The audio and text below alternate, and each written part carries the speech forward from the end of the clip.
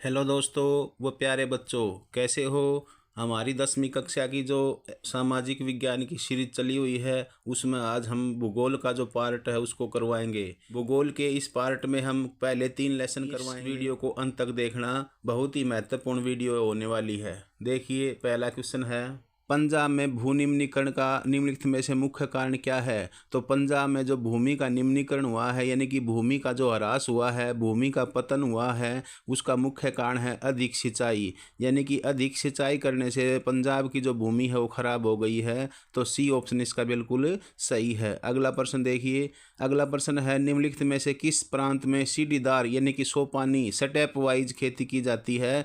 तो वो जो हमारे जो पर्वतीय इलाके हैं उनमें सोपानी सीढ़ीदार खेती की जाती है। तो यहाँ इसका उत्तर आएगा उत्तराखंड। यदि ऑप्शन में उत्तराखंड नहीं हो तो जम्मू कश्मीर भी आ सकता है, लद्दाख भी आ सकता है, हिमाचल प्रदेश भी आ सकता है, सिक्किम भी आ सकता है, अरुणाचल प्रदेश भी आ सकता है। यानी कि जहाँ पर पर्वतीय इलाका होता है वहाँ पर सीढ़ीदार खेती की जाती है, सोपानी खेती की जाती है। तो यहाँ इसका उत्तर आएगा उत्तराखंड। डी ऑप्शन इसका बिल्कुल सही है। अगला प्रश्न देखिए, अगला प्रश्न है, इनमें से किस राज्य में काली मृदा मुख्य रूप से पाई जाती है। जो काली मिट्टी पाई जाती है वो सबसे अधिक महाराष्ट्र और गुजरात में पाई जाती है। तो यहाँ पर बी ऑप्शन बिल्कुल सही है, महाराष्ट्र। महाराष्ट्र में काली मिट्टी सबसे अधिक पाई जाती है। अगला प्रश्न देखिए, भारत के कुल भूभाग पर कितने प्रतिशत भाग पर मैदानी हैं। तो भारत के 43% भाग पर मैदान हैं। इसका बी ऑप्शन बिल्कुल सही है। 43% भाग कैसा है, भारत का मैदानी है। एक चीज़ और बता देता हूँ मैं आपको, 27% भाग पर भारत में पठार हैं और 30% भाग पर भारत में पर्वत हैं। अगला प्रश्न देखिए, अगला प्रश्न है, 1952 की राष्ट्रीय वन नीति के अनुसार धरातल के कम से कम कितने प्रतिशत भाग पर वन होने चाहिए। ये बहुत ही इंपॉर्टेंट प्रश्न है भैया, नोट कर लो बच्चों इसको।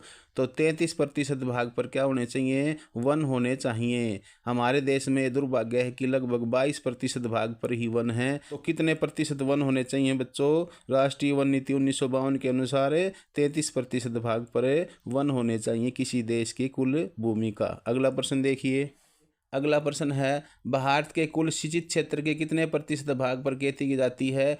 तो 54% भाग पर हमारे देश में जो सिंचाई के योग्य क्षेत्र है उसके 54% भाग पर कृषि की जाती है। तो इसका सी ऑप्शन बिल्कुल सही है। 54% जो भाग है उस पर कृषि की जाती है। तो सी ऑप्शन इसका बिल्कुल सही है। अगला प्रश्न देखिए, अगला प्रश्न है, पंजाब, हरियाणा और पश्चिमी उत्तर प्रदेश में भूमि निम्नीकरण का क्या कारण है। तो यहाँ पर भूमि निम्नीकरण का मुख्य कारण है अधिक सिंचाई। तो ए ऑप्शन इसका बिल्कुल सही है, अधिक सिंचाई। अगला प्रश्न देखिए, भारत का महत्वपूर्ण उत्तरी मैदान बना है। हमारे देश का जो उत्तरी विशाल मैदान है ये जलोढ़ मृदा का बना हुआ है। तो इसका सी ऑप्शन बिल्कुल सही है। यहाँ जलोढ़ मिट्टी पाई जाती है। इस क्षेत्र में, इस मैदानी इलाके में नदियाँ बहती हैं और नदियों ने इस मैदान का निर्माण किया है। तो ये जलोढ़ मिट्टी का क्षेत्र है भारत का उत्तरी विशाल मैदान। अगला प्रश्न देखिए, अगला प्रश्न है, कपास उत्पादन के लिए सबसे उपयुक्त कौन सी मिट्टी होती है। बहुत ही इंपॉर्टेंट प्रश्न है ये, वेरी इंपॉर्टेंट है, इसको नोट कर लीजिए। भिवानी बोर्ड ने इसको 2 बार दिया हुआ है, पिछले लगातार आया हुआ प्रश्न है। तो कपास के उत्पादन के लिए सबसे उत्तम जो मिट्टी होती है वो काली मिट्टी होती है। तो ए ऑप्शन इसका बिल्कुल सही है, काली मिट्टी कपास के लिए अच्छी रहती है। इसको रेगुर मिट्टी भी बोलते हैं, इसको रेगुर या रेगगढ़ मिट्टी भी कहा जाता है। ये लावा से बनी हुई मिट्टी है। अगला प्रश्न देखिए, अगला प्रश्न है, प्रथम अंतर्राष्ट्रीय पृथ्वी शिखर सम्मेलन का आयोजन कहाँ किया गया। तो प्रथम अंतर्राष्ट्रीय पृथ्वी शिखर सम्मेलन जो है वो रियो डी जेनेरो में किया गया, रियो डी जेनेरो में किया गया था। पर सी ऑप्शन इसका बिल्कुल सही है। अगला प्रश्न देखिए, अगला प्रश्न है, अवनालिका अपर्दन के बाद जो भूमि जोतने योग्य नहीं होती उसे क्या कहते हैं। तो उसको उत्खात भूमि कहते हैं। ये जो उत्खात भूमि होती है ये बहुत ही अनुपजाऊ भूमि होती है। ये बीहड़ भूमि भी बोलते हैं इसको। यहाँ पर कृषि कार्य नहीं किए जा सकते, तो ऐसी भूमि को उत्खात भूमि कहते हैं। अगला प्रश्न देखिए, अगला प्रश्न है, रियो डी जेनेरो पृथ्वी सम्मेलन कहाँ हुआ था। तो जो रियो डी जेनेरो पृथ्वी सम्मेलन हुआ था ये ब्राज़ील में हुआ था। कहाँ हुआ था बच्चों, ब्राज़ील में। बी ऑप्शन इसका बिल्कुल सही है। अगला प्रश्न देखिए, अगला प्रश्न है काली मिट्टी निम्नलिखित में से किस राज्य में पाई जाती है? तो काली मिट्टी मुख्यतः गुजरात में पाई जाती है। काली मिट्टी के दो राज्य प्रमुख हैं, गुजरात और महाराष्ट्र। तो इन ऑप्शनों में गुजरात आएगा और पीछे जो प्रश्न था उसमें महाराष्ट्र ऑप्शन में था, गुजरात नहीं था, तो उसमें महाराष्ट्र आता है। तो महाराष्ट्र और गुजरात दोनों ही काली मिट्टी के प्रमुख क्षेत्र हैं। अगला प्रश्न देखिए। अगला प्रश्न है निम्नलिखित राज्यों में से किस में भू निम्नीकरण का मुख्य कारण अतिचारण है? तो अतिचारण के कारण भूमि खराब हो गई है, तो वो जो क्षेत्र है मध्य प्रदेश और राजस्थान है। तो इसका बी ऑप्शन बिल्कुल सही है।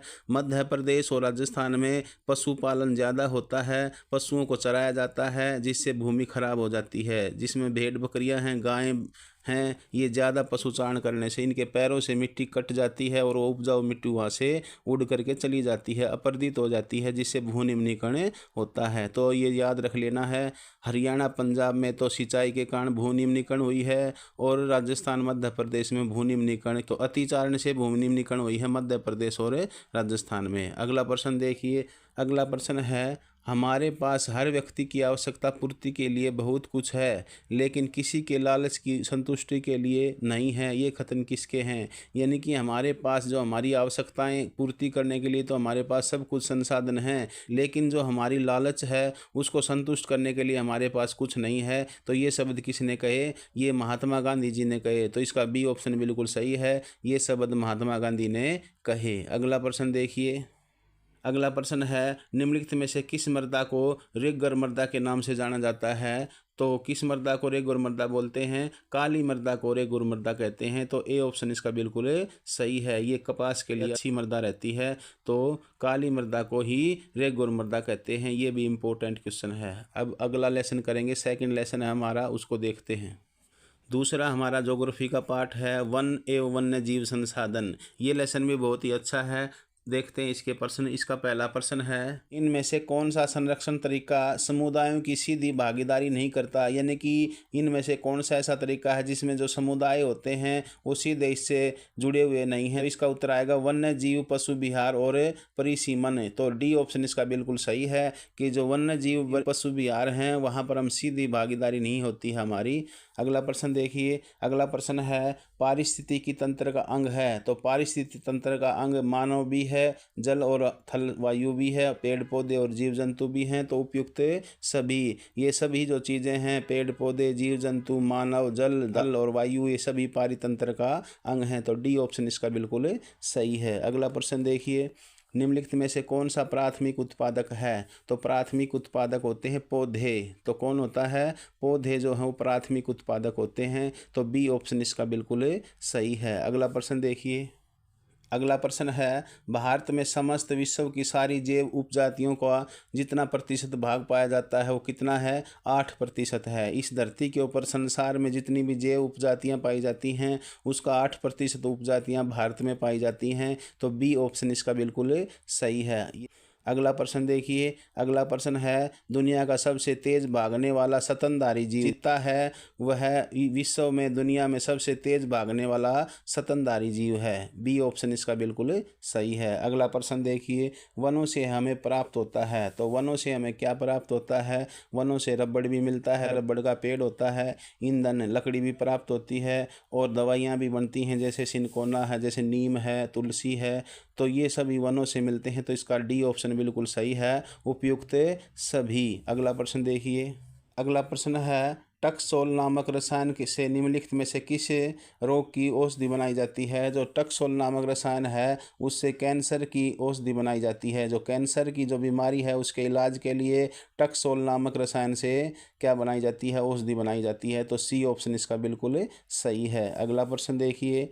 निम्नलिखित में से कौन सा राज्य गेंडे का राज्य कहा जाता है? तो गेंडा, सबसे अधिक गेंडे कहाँ पाए जाते हैं? असम में। तो असम को गेंडे का राज्य के नाम से भी पुकारा जाता है। तो सी ऑप्शन इसका बिल्कुल सही है, असम को गेंडे का राज्य कहते हैं। अगला प्रश्न देखिए। निम्नलिखित में से किस राज्य में सरिस्का वन्य जीव अभयारण्य है? जो सरिस्का जीव वन्य अभयारण्य है ये राजस्थान में है। तो ए ऑप्शन इसका बिल्कुल सही है। ये भी इम्पोर्टेंट क्वेश्चन है। सरिस्का वन्य जीव अभयारण्य कहाँ है? राजस्थान में है। ये मानचित्र पर भी दिखाना आ सकता है। सरिस्का वन्य जीव अभयारण्य ये राजस्थान में है और राजस्थान के अलवर ज़िले में है। कहाँ है बच्चों? अलवर ज़िले में है। अगला प्रश्न देखिए। अगला प्रश्न है बाघवगढ़ राष्ट्रीय उद्यान किस राज्य में है? तो बाघवगढ़ जो राष्ट्रीय उद्यान है वो मध्य प्रदेश में है। बी ऑप्शन इसका बिल्कुल सही है। बाघवगढ़ जो राष्ट्रीय उद्यान है वो मध्य प्रदेश में है। अगला प्रश्न देखिए, निम्नलिखित में से वन एवं वन्य प्राणियों के संरक्षण की दृष्टि से कौन से वन सबसे मूल्यवान है? यानी कि वे वन जिनमें वन्य जीव अधिक सुरक्षित रह सकते हैं, तो कौन से हैं? वो आरक्षित वन हैं। बी ऑप्शन इसका बिल्कुल सही है। आरक्षित वनों में वन्य प्राणी और वन जो है वो ज़्यादा सुरक्षित हैं, संरक्षण मिला हुआ है उनको, वहाँ सुरक्षित रहते हैं, तो आरक्षित वन आएगा इसका भाई। अगला प्रश्न देखिए, अगला प्रश्न है निम्नलिखित में से किस राज्य में आरक्षित वन अधिक हैं? तो वो राज्य है आंध्र प्रदेश। सी ऑप्शन इसका बिल्कुल सही है। आंध्र प्रदेश में सबसे ज़्यादा आरक्षित वन हैं। अगला प्रश्न देखिए, बहुत ही इंपॉर्टेंट प्रश्न है ये। चिपको आंदोलन, चिपको आंदोलन का संबंध किससे है? तो चिपको आंदोलन का संबंध है वनों की कटाई को रोकने से। यानी कि वहाँ की जो महिलाएं थी, वो उत्तराखंड में महिलाएं थी, वो पेड़ों को चिपक गई थी और इसको चिपको आंदोलन का नाम दिया गया है। तो चिपको आंदोलन जो है वो वनों की कटाई को रोकने के लिए है। अगला प्रश्न देखिए, बाघ परियोजना कब शुरू की गई? बहुत ही वेरी वेरी इंपॉर्टेंट क्वेश्चन है, मोस्ट इंपॉर्टेंट क्वेश्चन है ये। बाघ परियोजना, प्रोजेक्ट टाइगर बोलते हैं इसको, प्रोजेक्ट टाइगर, यानी कि बाघ परियोजना शुरू की गई थी भारत में 1973 में। 1973 में बाघ परियोजना शुरू की गई। बी ऑप्शन इसका बिल्कुल सही है। अगला प्रश्न देखिए, अगला प्रश्न है सुंदरवन राष्ट्रीय उद्यान किस राज्य में स्थित है? जो सुंदरवन का नेशनल पार्क है वो पश्चिमी बंगाल में है। ये सुंदरवन के डेल्टे के ऊपर है, ये सुंदरवन नेशनल पार्क, तो इसका सी ऑप्शन बिल्कुल सही है। सुंदरवन नेशनल पार्क पश्चिमी बंगाल में है। ये इंपॉर्टेंट है, मानचित्र पर दिखाना भी आ जाता है कई बार कि सुंदरवन का नेशनल पार्क जो है, सुंदरवन नेशनल पार्क को दिखाओ, तो आपने पश्चिमी बंगाल में दिखा देना है, जहाँ पर सुंदरवन का गंगा ब्रह्मपुत्र का जो डेल्टा है, यह विश्व का सबसे बड़ा डेल्टा है, वहीं पर सुंदरवन नेशनल पार्क है। अगला प्रश्न देखिए, जिम कॉर्बेट राष्ट्रीय उद्यान किस राज्य में है? जिम कॉर्बेट नेशनल पार्क जो है उत्तराखंड में है। डी ऑप्शन इसका बिल्कुल सही है। जिम कॉर्बेट कहाँ बच्चों? उत्तराखंड में। अगला प्रश्न देखिए, अगला प्रश्न है बाघ परियोजना कहाँ स्थित है? तो बाघ परियोजना उत्तराखंड के जिम कॉर्बेट में भी है, पश्चिमी बंगाल के सुंदरवन के डेल्टे पर भी है, राष्ट्रीय उद्यान है वहाँ, और असम में मानस बाघ रिजर्व क्षेत्र में भी है। तो इसका उत्तर आएगा उपयुक्त सभी। डी ऑप्शन इसका बिल्कुल सही है। अगला प्रश्न देखिए, अगला प्रश्न है पर्यावरण संरक्षण से संबंधित है। तो पर्यावरण के संरक्षण के लिए ये तीनों ही चीज़ क्या है? संबंधित हैं, तो इसका डी ऑप्शन बिल्कुल सही है, उपयुक्त सभी। अगला प्रश्न देखिए, अगला प्रश्न है भारत में संयुक्त वन प्रबंधक कार्यक्रम शुरू कब किया गया? तो भारत में संयुक्त वन प्रबंधक कार्यक्रम की जो शुरुआत की गई थी वो 1988 में की गई थी। तो ए ऑप्शन इसका बिल्कुल सही है। अगला प्रश्न देखिए, ये प्रश्न बहुत ही इंपॉर्टेंट है, काजीरंगा राष्ट्रीय उद्यान किस राज्य में है? जो काजीरंगा नेशनल पार्क है वो असम में है। कहाँ है बच्चों? असम में। ए ऑप्शन इसका बिल्कुल सही है। ये मैप में भी आ सकता है,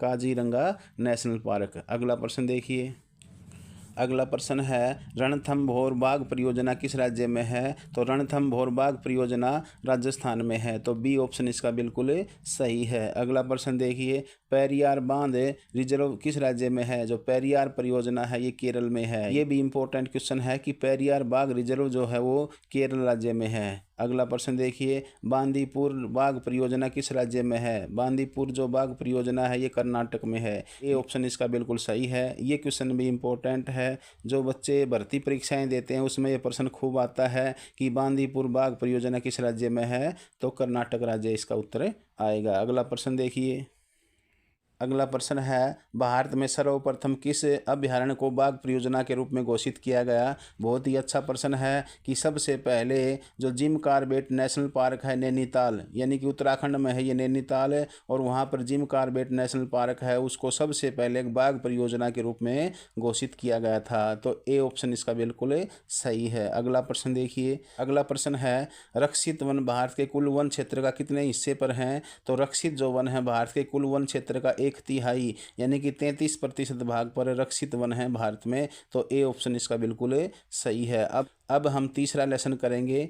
तीसरा लेसन देखिए, तीसरा हमारा लेसन है जल संसाधन। इसके प्रश्न करते हैं। पहला प्रश्न है, निम्नलिखित में से कौन सा वक्तव्य बहुउद्देश्य नदी परियोजनाओं के पक्ष में दिया गया तर्क सही नहीं है। यानी कि ये इनमें से 4 ऑप्शनों में से एक तर्क बिल्कुल गलत है, वो तर्क हमने ढूंढना है। तो सी ऑप्शन वाला जो तर्क है वो बिल्कुल गलत है। क्या तर्क है देखिए, बहुउद्देशीय परियोजनाओं से बड़े स्तर पर, वृहत स्तर पर विस्थापित होता है, विस्थापन होता है, नहीं होता विस्थापन, गलत बात है ये। और आजीविका खत्म होती है, नहीं, आजीविका भी खत्म नहीं होती। तो ये सी ऑप्शन वाला जो तर्क है वो बिल्कुल ही गलत है। तो इसका उत्तर क्या आएगा, सी ऑप्शन इसका उत्तर आएगा। अगला प्रश्न देखिए, जल किस प्रकार का संसाधन है। तो जल एक नवीकरणीय संसाधन है। बहुत ही इंपॉर्टेंट क्वेश्चन है। यहाँ पर एक चीज़ समझा देता हूँ मैं आपको, जल जो है वो नवीकरणीय संसाधन भी है और चक्रीय संसाधन भी है। वो कैसे है, जब भाप बनती हैं तो वो ऊपर चला जाता है, बादल बनते हैं, बादल से फिर वर्षा होती है, फिर धरती पर आ जाता है, फिर दोबारा फिर भाप बन करके ऊपर जाता है। इस प्रकार ये जल एक चक्रीय संसाधन भी है और नवीकरणीय संसाधन भी है। नवीकरणीय किस तरह है कि समय के ऊपर एक जो संसाधन नए हो जाते हैं अपने आप, उनको नवीकरणीय संसाधन कहते हैं। अगला प्रश्न देखिए। अगला प्रश्न है, पृथ्वी के संपूर्ण जलीय भाग को कहा जाता है। तो पृथ्वी के संपूर्ण जलीय भाग को जलमंडल कहते हैं। क्या कहते हैं बच्चों, जलमंडल। ए ऑप्शन इसका बिल्कुल सही है। अगला प्रश्न देखिए। अगला प्रश्न है, विश्व में जल के कुल आयतन का सबसे बड़ा भाग कहाँ पाया जाता है। तो सबसे बड़ा जो भाग है जल का वो महासागरों में पाया जाता है। सी ऑप्शन इसका बिल्कुल सही है। अगला प्रश्न देखिए, पृथ्वी पर लवणीय जल का सबसे बड़ा स्रोत क्या है। उसका सबसे बड़ा स्रोत है महासागर है। सबसे बड़ा स्रोत क्या है बच्चों, महासागर है लवणीय जल का। तो ए ऑप्शन इसका बिल्कुल सही है। अगला प्रश्न देखिए।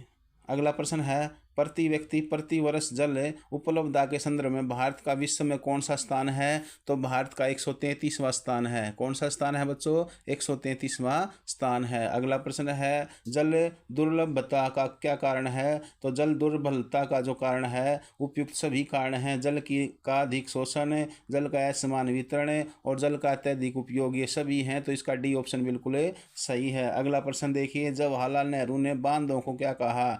जवाहरलाल नेहरू ने बांधों को क्या कहा था, आधुनिक भारत के मंदिर। ये जो नदी घाटियां परियोजना है, नदी घाटी परियोजना, इनको जवाहरलाल नेहरू ने आधुनिक भारत के मंदिर कहा था। तो सी ऑप्शन इसका बिल्कुल सही है। अगला प्रश्न देखिए।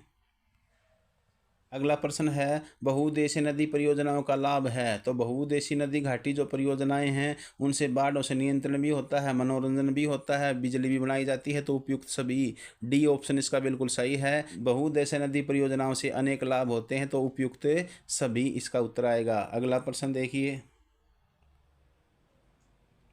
अगला प्रश्न है, कौन सी नदी को बिहार का शोक कहा जाता है। तो बिहार का शोक किस नदी को कहते हैं, ये इंपॉर्टेंट क्वेश्चन है। तो बिहार का शोक कोसी नदी को कहते हैं। किसको, कोसी नदी को बिहार का शोक कहते हैं। सी ऑप्शन इसका बिल्कुल सही है। इंपॉर्टेंट क्वेश्चन है।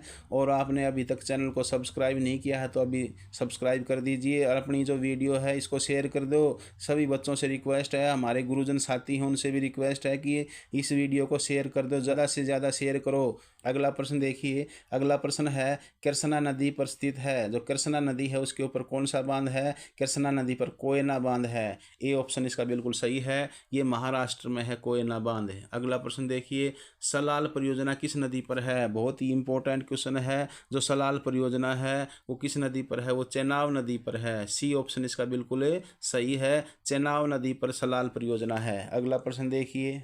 अगला प्रश्न है, राणा प्रताप सागर बांध किस नदी पर है। बहुत ही अच्छा प्रश्न है। राणा प्रताप सागर बांध जो है वो चंबल नदी पर है।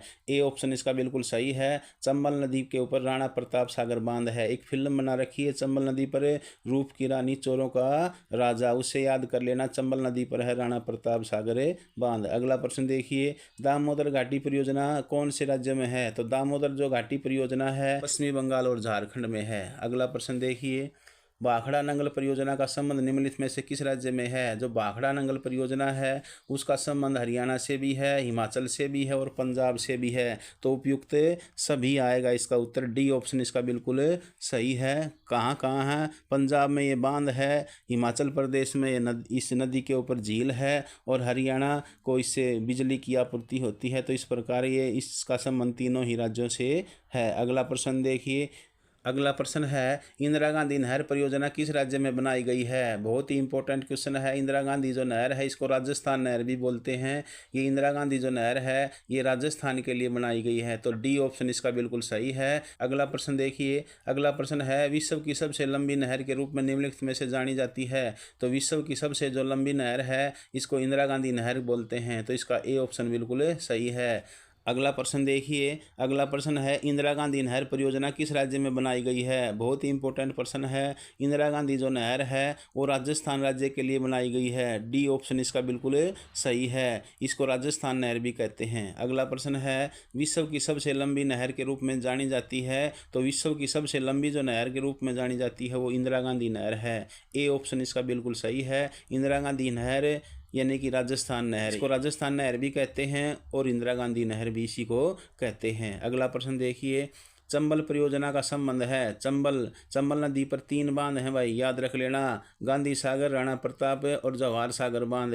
तो इस चंबल परियोजना का संबंध है मध्य प्रदेश और राजस्थान से, ए ऑप्शन इसका बिल्कुल सही है। चंबल परियोजना का संबंध मध्य प्रदेश और राजस्थान से है। अगला प्रश्न देखिए, अगला प्रश्न है, तुंगभद्रा परियोजना किस नदी पर स्थित है? तुंगभद्रा जो परियोजना है वो तुंगभद्रा नदी के ऊपर ही है, सी ऑप्शन इसका बिल्कुल सही है। तुंगभद्रा परियोजना तुंगभद्रा नदी के ऊपर है। अगला प्रश्न देखिए, अगला प्रश्न है, भारत का सबसे ऊंचा बांध है, भारत का सबसे जो ऊंचा बांध है इन ऑप्शनों में तो भाखड़ा बांध है, ये 226 मीटर ऊंचा है, तो डी ऑप्शन इसका बिल्कुल सही है। भाखड़ा बांध सबसे ऊंचा बांध है भारत का। यहाँ पर एक प्रश्न इस और समझा देता हूँ मैं आपको कि यदि प्रश्न आ जाता है कि विश्व का सबसे लंबा बांध कौन सा है या भारत का सबसे लंबा बांध है, भारत का भी सबसे लंबा बांध है और विश्व का भी सबसे लंबा बांध है, तो वो है हीराकुंड बांध। कौन सा है बच्चों? हीराकुंड बांध विश्व का सबसे लंबा बांध है, जबकि भारत का सबसे ऊंचा बांध इन ऑप्शनों में, इन 4 ऑप्शनों में भाखड़ा बांध आएगा। अगला प्रश्न देखिए, वर्षा जल का सबसे अधिक संग्रहण करने वाला राज्य कौन सा है? तो वर्षा का जो जल संग्रहण करते हैं वो सबसे अधिक राजस्थान भी करता है और मेघालय भी, तो ए और बी दोनों सही हैं। राजस्थान में टांका है, वहाँ पर क्या है, टांका बना रखे हैं, हरे घर में एक कुंड बनाते हैं उसको टांका बोलते हैं, तो ए और बी दोनों सही हैं, तो सी ऑप्शन इसका बिल्कुल सही आ जाएगा। अगला प्रश्न देखिए, अगला प्रश्न है, भारत के किस राज्य में हर घर में छत वर्षा जल संग्रह के ढांचे बनाना जरूरी है, अनिवार्य है? तो वो कौन सा राज्य है बच्चों? वो तमिलनाडु है, सी ऑप्शन इसका बिल्कुल सही है। 12वीं क्लास में क्वेश्चन आया हुआ था, तो याद रख लेना, आपका भी आ सकता है कि तमिलनाडु एक ऐसा राज्य है भारत का जहां पर वर्षा के जल को इकट्ठा करने के लिए ढांचों का निर्माण करना कंपलसरी है, अनिवार्य है। अगला प्रश्न देखिए, नीरू मीरू जल और आप कार्यक्रम का संबंध किस राज्य से है? जल और आप का संबंध जो है वो आंध्र प्रदेश से है, ए ऑप्शन इसका बिल्कुल सही है। तो बच्चों हमने ज्योग्राफी की जो 10वीं की ज्योग्राफी के पहले 3 पार्ट की ये वीडियो हमने बना दी है, ये आपको अच्छी लगी हो तो इसको लाइक कर देना, और अभी तक चैनल को सब्सक्राइब नहीं किया है तो इसको प्लीज़ सब्सक्राइब कर देना, और अपने साथियों को, रिश्तेदारों को और अपने ग्रुप जो हैं उनमें इस वीडियो को शेयर कर दीजिए। जय हिंद, जय भारत।